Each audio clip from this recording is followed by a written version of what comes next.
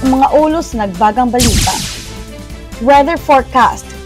Ang mga easterlies ang magpapakilos sa Palawan, Visayas ug Mindanao. Sa local news, ang report sa Bukidnon Provincial Police Office nga naay bomb threat sa pipila ka mga tunghaan ug mall sa Malaybalay, Bukidnon nagpakita og kakulang sa pagtuo. Ang SITG John Walker gipasundan sa pulisya aron palakdan ang ilang pagsusi sa pagpatay sa usa ka radio commentator. Ug sa national news, si President Marcos Jr. nag-asa sa paghatag og katarungan sa pagpatay sa radio broadcaster sa Calamba, Misamis Occidental. Marcos misaad og dugang kahimanan pagbansay-bansay sa mga tropa sa Philippines. Ug sa international news, ang talagsaon nga Aurora Borealis sa Italia. Sa entertainment, ang Korean actor nga si Park Hyung-sik mupahigayon sa Manila fan meeting sa 2024. Ang River Mayas Bamboo Manyala, Rico Blanco, Mark Escueta ug Nathan Azarcon mag-uban pag-usab alang sa usa konsyerto. Sa sports, gipaubos ni Kevin Cambiao ang MVP chance, ginagawa ko lang ang trabaho ko. Sa volleyball, ang UST nag-set up sa SSL Final Showdown sa NU. International feature, idugang nga mga rocket ibabaw sa langit sa kagabihon sa Tel Aviv nga napugnan sa Iron Dome. National feature, ang mga otoridad nag-imbestigar sa chemical spill sa Bauan, Batangas. Og sa trivia, labing popular na syudad sa Pilipinas, CDO na sayod ka ba?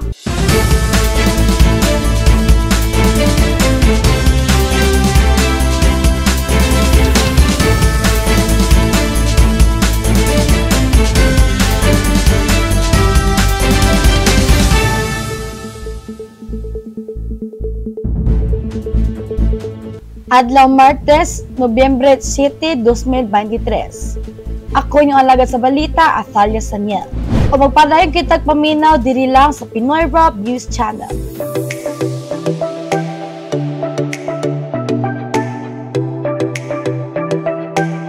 Weather forecast.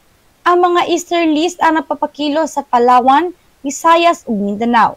Ang easterlies mao ang kanunay nga mga huros sa hangin sa nagikan sa silangan, partikular sa dagat Pasipiko. Kini nga mga hangin nagdala sa init ug umog nga hangin nga naghimo kanila nga usa ka hinungdanon nga hinungdan sa mga sistema sa panahon sa nasod, labi na sa panahon sa pagbalhin gikan sa uga hangtod sa ting-ulan. Ang silangang bahin sa Palawan nakasinati karon sa epekto sa easterlies. Kining init ug umog nga hangin makadugang sa tabon sa panganod, panagsa nga pag-ulan o pagsaka sa temperatura.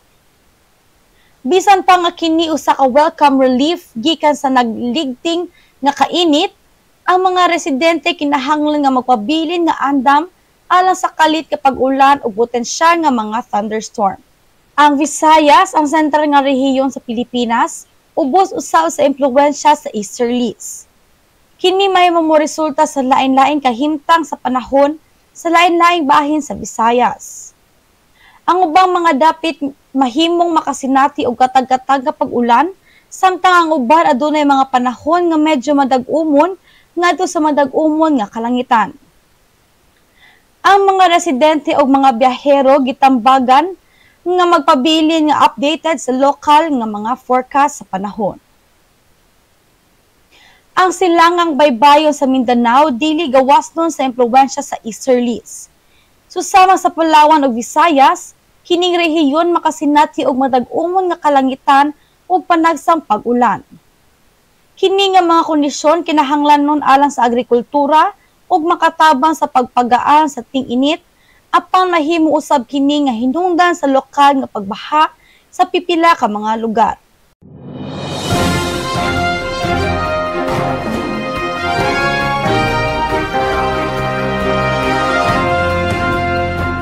Ug dirita sa local news. Ang report sa Bukidnon Provincial Police Office nga naay bomb threat sa pipila ka mga tungaan ug mall sa Malaybalay, Bukidnon nagpakita og kakulang sa pagtuom. Ang Bukidnon Provincial Police Office niila nga dili tinuod ang mga ulat nga nag-ingon nga adunay bomb threat sa pipila ka mga tunghaan ug mall sa Malaybalay, Bukidnon. Sumala kang Police Major Jessel Longakit, ang taho kabahin niini nga posibleng pagsilutan. Base sa ilang pagsusi, nahisama ang ulat sa usa ka individual nga adunay mga suliran sa panghunahuna ug walay kamatuoran ang iyang gipamulong. Giila usab niya ang kapulisan tungod sa pagsinggit og sayop nga impormasyon. Naay nag-circulated regarding anang bomb threat, so mao kadtong gi-verify sa atong kapulisan. Mao tong gi-alert dayon, so mao tong purpose nga i-alert ang mga tao, i-intact sila tungod atong bomb threat. Pero sa atong nasayran pagdagan sa investigasyon nga ang nag-forward as atong nga message is isa ka individual nga mentally ill, dili kadto tinuod mahulog kadto nga fake news. Galing lang na circulate sa social media is because na-leak na shares siya sa mga civilian, mao kadtong dili validated report pero na-circulate na siya. Ingon ni Bukidnon Provincial Police Office spokesperson Police Major Jessel Longakit. Ang SITG Johnny Walker gipasundan sa pulisya aron palakdan ang ilang pagsusi sa pagpatay sa usa ka radio commentator. Gipahigayon ang pagtukoy sa Special Investigation Task Group o SITG John Walker aron palakdan ang pagsusi sa pagpatay sa usa ka radio commentator sa Calamba, Misamis Occidental. Sumala kang Police Major Joan Navarro, ang SITG Johnny Walker magtuki sa kasinatian ug mangita sa mga responsable sa krimen. Ang Misamis Occidental Provincial Office mao'y magdumala sa maong investigasyon nga gilatnan sa tanang National Operation Support Unit sa PNP 10. Ang kapulisan nagahinon-anon sa tanang anggulo aron masuta ang motibo sa pagpamusil kan Juan Johnny Walker Humalon. Special Investigation Task Group Johnny Walker mao kini himuon nga masusi nga investigation diin pangunahan sa Provincial Director sa Misamis Occidental Police Provincial Office, and it will be supervised by the Regional Director of the Operation sa Police Regional Office 10, CIDG, Anti-Cybercrime Unit, uban pa nga mga National Operation Support Unit sa PNP aron motutok sa investigasyon. Ang tanang anggulo atong panglantawon, himay-himayon ang tanang impormasyon nga makuha sa maong insidente, nakipang-ebidensya nga atong makalap sa crime scene. Apil ang mga testimonya sa atong mga witnesses. Ingon ni PRO 10 spokesperson Police Major Joan Navarro.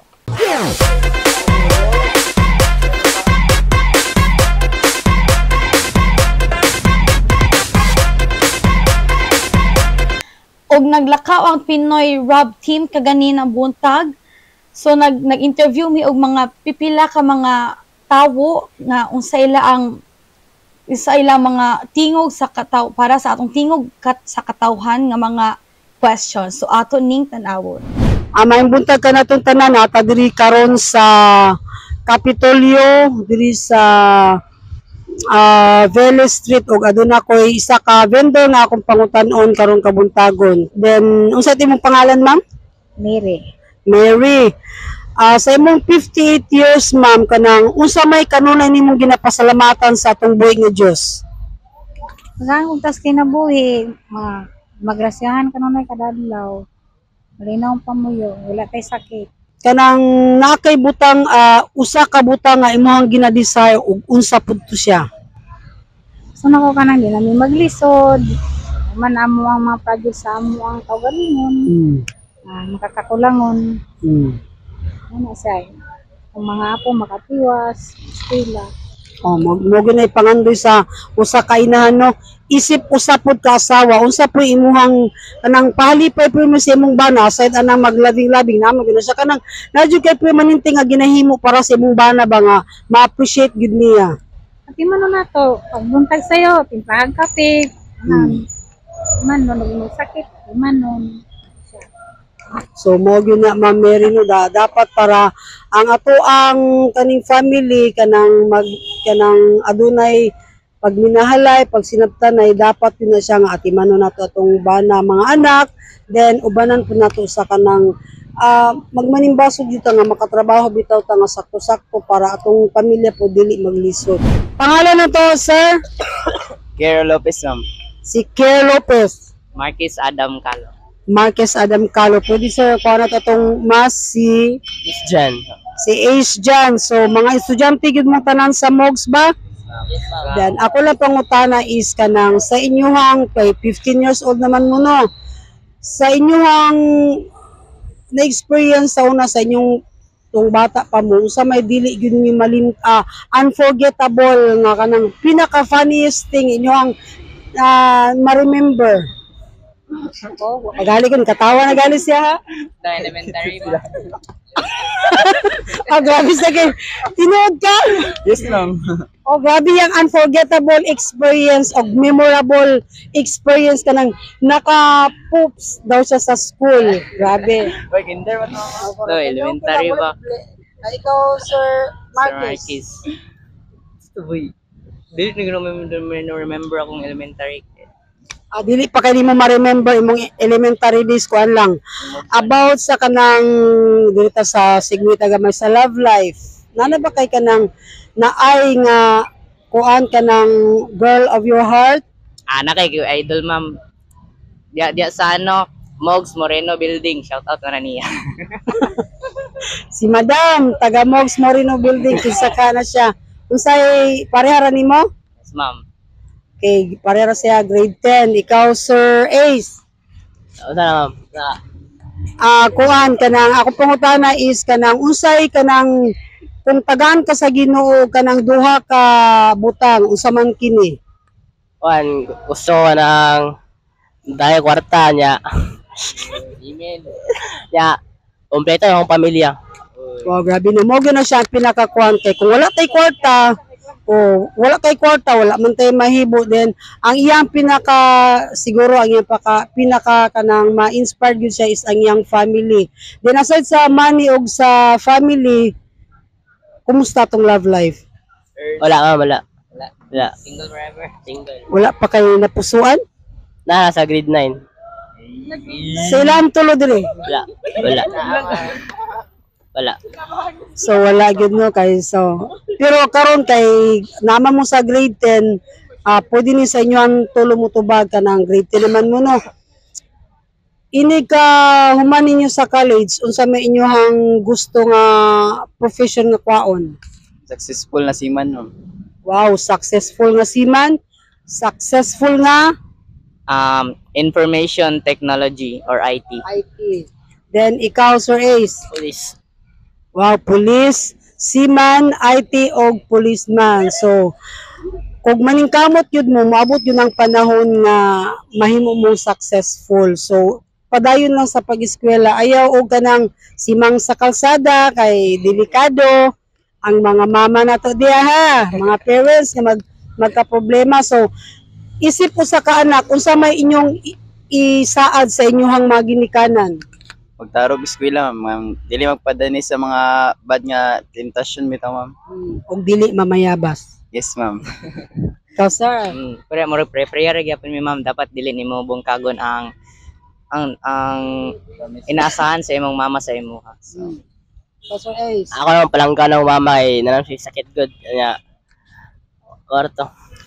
So nakita nato ang mga nagkadaya-iyang kanang kuan sa mga kabatano ilang mga hinaing o ilang gusto nga ilang ma-achieve kanang inig mahuman na sila silang pag-eskwela na mahimong successful seaman, IT o policeman. Ako ang inyong ubos nga alagad na naghahatag og dugang impormasyon para sa katawan tingog sa mga kabataan ug tingog sa mga ginikanan na subli natong sabton aksyonan ug angay natong solusyonan. Ako si Tina Gallego, uban ni Atalia Nicole Saniel para sa Pinoy Rab News Channel.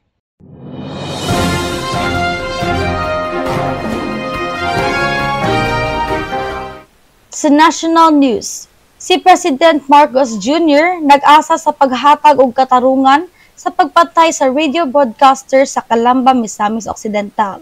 Si President Ferdinand Marcos Jr. miila nga ihatag ang hustisya sa pagpatay sa radio broadcaster na si Juan Humalon o mas nailang DJ Johnny Walker. Siya nagkanayon nga gipasalig niya ang Philippine National Police kon PNP nga palawman ang pagsusi aron dakpon ang mga responsable sa krimen. Giklaro sa presidente nga usa ka dakong kalapasan ang pagpamusil sa usa ka radio commentator sa nasod. Si President Marcos mipadayag usab sa iyang pagtahod sa press freedom o gipasabot nga walay katungod ang bisan kinsa nga mopatay sa usa ka miyembro sa media. Marcos misaad og dugang kahimanan pagbansay-bansay sa mga tropa sa Philippines. Ang presidente sa Pilipinas nga si Ferdinand Marcos Jr. misaad nga maghatag og dugang mga hinagiban og pagbansay sa kahanas alang sa mga puwersa sa seguridad sa nasud. Iyang gihimo ang panaad sa founding anniversary celebration sa Philippine Naval Special Operations Command. Si Marcos mihatag sa direktiba ngadto sa AFP o sa Department of National Defense ni adtong Lunes, Nobyembre 6 sa iyang mensahe sa ika-67 nga anibersaryo sa pagkatukod sa Naval Special Operations Command sa Naval Base Heracleo Alano sa Sangli Point, Cavite. Sa atong pagliho karon gikan sa pag-focus sa pagsiguro sa internal nga seguridad alang sa nasud, kinahanglan naton karon nga palig-unon ang gawas nga mga depensa sa nasud. Ug ako nag-awhag sa DND ug sa AFP sa pag-maximize ug sa estratehikong pagrepaso sa deployment sa atong mga puwersa aron masiguro nga ang ilang mga estratehiya nagpabilin nga responsive sa karon ug sa umaabot nga geopolitical nga mga realidad, miingon ang presidente.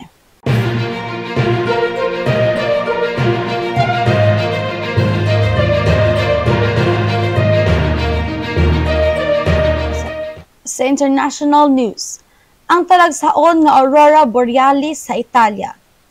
Ang Northern Lights na ilhan usab nga Aurora Borealis, mga mabulokon nga mga pamalandong sa kalangitan sa kagabion nga resulta sa interaction tali sa mga charged nga partikulo gikan sa adlaw o sa magnetic field sa Utah.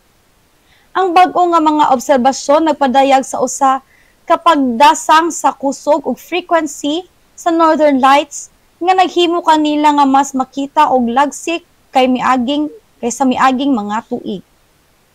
Kini tungod sa pagsulod sa adlaw sa solar cycle 25. Ang adlaw moagi og 11 ka tuig nga solar cycle nga gihulagway sa lain-laing level sa sunspots o solar flares. Ato sa mga panahon sa taas nga kalihukan sa adlaw, ang adlaw nagpagawas og mas daghang gidaghanon sa kagargahan nga mga partikulo ngadto sa kawanangan nga nailhang solar wind. Ang Aurora Borealis na ilhan nga Northern Lights nagadan-ag sa kalangitan sa rehiyon sa Italia sa Veneto kaniadtong Domingo, Nobyembre 5. Ang time-lapse nga video nga gifilm gikan sa webcam sa Refugio Sita di Carpi nagpakita sa kalangitan nga nagdan-ag sa hayag nga mga kolor.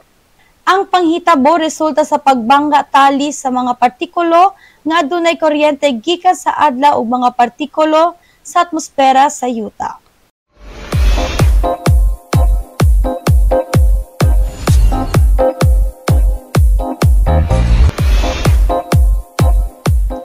O sa atong entertainment news, ang Korean actor nga si Park Hyung-sik mopahigayon sa Manila fan meeting sa 2024. Heads up K-drama fans! Ang South Korean actor nga si Park Hyung-sik muani sa Pilipinas sunod tuig alang sa usa ka fan meeting. Ang kalihukan sa 31 anyos nga aktor nga gitawag og Secret Time ipahigayon sa Araneta Coliseum sa Quezon City karong Pebrero 17 matod sa events producer nga MQ Live ni adtong Lunes. Sa usa ka pamahayag, si Park niingon nga naghinam-hinam siya na makikita sa iyang mga Filipino fans. I cannot wait to see them again, he said. I will make sure to give a memorable secret experience for Philippine fans to remember.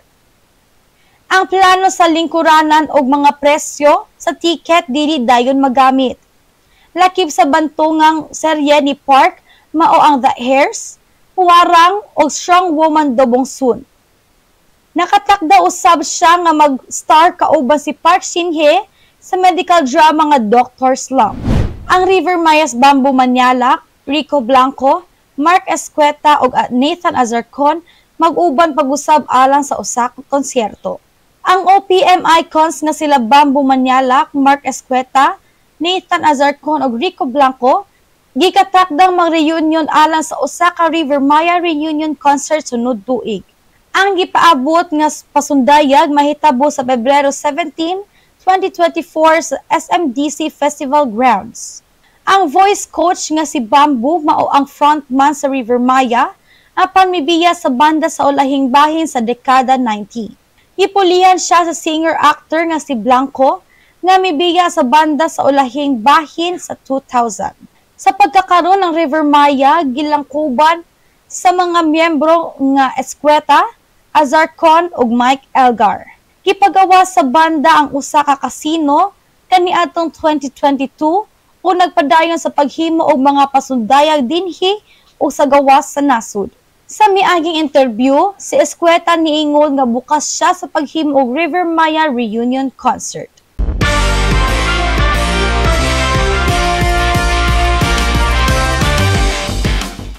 Og sa atong sports news, gipaubos ni Kevin Kiambao ang MVP chance, ginagawa ko lang ang trabaho ko. Gipakita ni Kevin Kiambao ni adtong Domingo nganong siya ang UAAP Season 86 Men's Basketball Tournament nga nanguna sa MVP candidate. Ang do-it-all point forward bipuno pag-usab sa stat sheet, human sa paghatod og 21 ka points, 12 ka rebounds, 3 ka steals ug 2 ka assists. Samtang miscore usab og 10 sa iyang kinatibuk ang puntos sa katapusang 4 ka minuto aron pagdaot sa UP Fighting Maroons pagsulay sa pagbalik. Luyo sa kabayanihan sa KQ, ang Green Archers migunit og 88-79 nga naghatag sa UP sa ikaduhang pilde sa season. Apan alang kang Kiambao, ang tanan mao ang pagpabilin sa sistema ni DLSU head coach Topex Robinson. Tulad nga ng lagi kong sinasabi, ito mga stats na ito galing lang ito sa sistema ni coach. Dinodoble ko lang ang effort ko. Ingon ang 6'8" forward paghuman sa dula. May resulta kini sa pagkadawat ni Kiambao og MVP chance sa dagang mga punto sa dula. Apan siya miingon nga wala siya gihimo nga espesyal o nagpabilin nga nakatutok sa pagkuha sa matag dula sa usa ka higayon samtang naglaom sila nga madala ang titulo sa UAAP Hoops ngadto sa Taft Avenue, usa ka feat nga wala pa nila mahimo sukat sa season 79 sa 2016. Volleyball. Ang UST nag-set up sa SSL Final Showdown sa NU. Sa dihang duol ng eliminasyon, ang University of Santo Tomas nakasulod na sa final sa Shakey's Super League Pre-Season Championship sa Season 2. Nakabawi ang Growling Tigresses gikan sa third set flip aron pildihon ang Far Eastern University. 25-21, 25-20, 19-25, 25-20. Sa knockout semis ni adtong Domingo sa Rizal sa Memorial Coliseum sa Manila.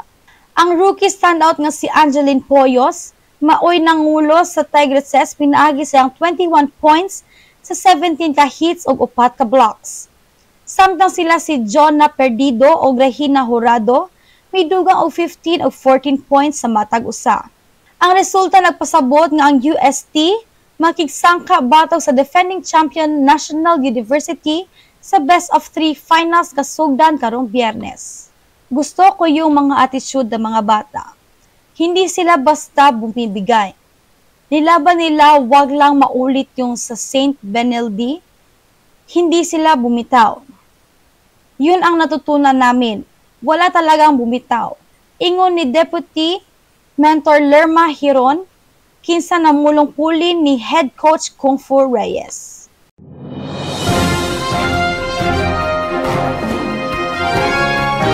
News. Dugang nga mga rocket ibabaw sa langit sa kagabhion sa Tel Aviv nga napugngan sa Iron Dome. Daghang mga rocket nga naglupad direkta sa Tel Aviv ang nakita na intercept sa Iron Dome missile defense system sa Israel kaniadtong Domingo, Nobyembre 5 sa gabi. Duha lang ka oras pagkahuman sa usa ka barrage sa mga rocket nga milupad sa lungsod. Usa ka saksi sa Reuters nga nakakita og labing menos usa ka dosena nga mga rocket nga naglupad ibabaw sa skyline sa syudad mga alas 10 sa gabi. Lokal nga oras sa 2000 GMT. Sa pagkakaroon, wala pa'y mga taho sa mga casualty o direktang pag-igo sa Tel Aviv. Ang mga pasidaan sa pag-atake sa rocket, giisyo usab alang sa kasikbit nga lungsod sa Givatayim. Giingon sa usa ka opisyal nga sistema sa alerto sa gobyerno.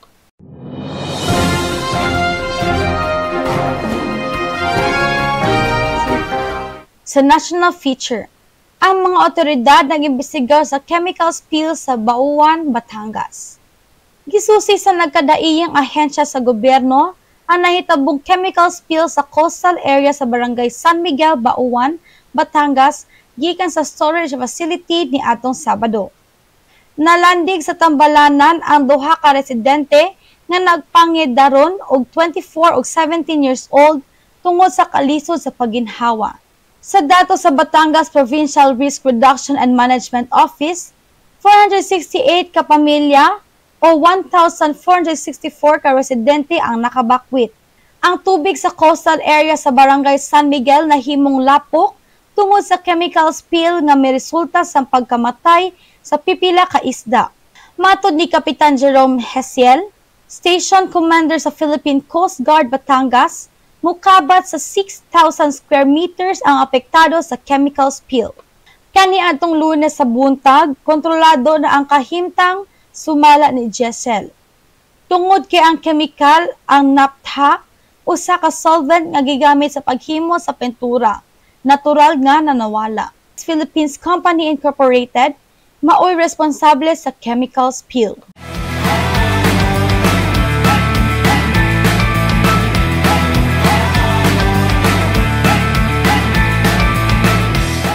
O diri na ta sa Trivia CDO. Labing popular nga syudad sa Pilipinas, CDO nasayod ka ba? Pila ka tuig ka nagpuyo dinhi sa kasing-kasing sa Asia, Cagayan de Oro. Kung nangutana ka nako parehas sa pangutana, 20 ka tuig na kami dinhi sa syudad. Sa 20 ka tuig nga pagpuyo ni ini nga syudad, ako nakita og nasaksihan kung unsang pamaagi milambo og milambo ang syudad. Niini nga news, wala ko ipaambit ang istorya sa akong kinabuhi sa milabay nga 20 ka tuig nga nagluntad niini syudad. Ang akong nahibaw-an gusto ko nga ipahibalo kaninyo na ang atong dakbayan usa sa mga sikat nga lungsod sa Pilipinas. Nahibal-an ba na nimo? Ang Cagayan de Oro ang whitewater rafting capital sa Pilipinas ug ang adventure capital sa Mindanao nakakuha sa numero 22 nga pwesto sa top 100 most popular cities sa Pilipinas. Kahibalo ko nga ang mga Cagayano nakahibalo na bahin sa Cagayan de Oro apan kadtong wala makahibalo ni ini nga overview kay para nimo. Ang kapital sa lalawigan sa Misamis Oriental mao ang Cagayan de Oro o kini ang sentro sa rehiyon sa amihanang Mindanao. Kapin sa 460,000 sa 200,000 panimalay ang populasyon sa Cagayan de Oro. Ang orihinal nga chartered isip usa ka syudad nga Cagayan de Misamis, ang ngalan niini sa ngadtong-ngadto gilisan ngadto sa Cagayan de Oro. Isip pag-ila sa mga kalihukan sa pagmina ug gulawan sa dapit nga nailhan sa mga Espanyol nga mga eksplorador. Apan matod sa pipila ka mga tigula nga ginganlan kini og Cagayan de Oro tungod sa isda nga ginganlan og oro, diin daghan ang nagtuo nga kining isdaa adunay daghang gold sa baba ug kini ang pinakadako nga isda. Unsa man kini nga kinahanglan nga malipay kita nga ania kita sa pag-uswag nga syudad. Og sa atong Christmas countdown, andun na lang tayo 48 days before mag-Christmas. Og mao kadto ang atong nakuha nga impormasyon gikan diri og sa gawas sa nasud. Padayon sa pagpaminaw ug paglantaw. Please subscribe, follow, like, and share Pinoy Robon YouTube channel. Ug daghang salamat sa inyong pagtan-aw sa Pinoy Rob News channel Cagayan de Oro. Ug ako nagahangyo usap pa na mag-support and subscribe and turn on notification for more updates and more info. Subli, daghang salamat ug dalaygon ng Dios.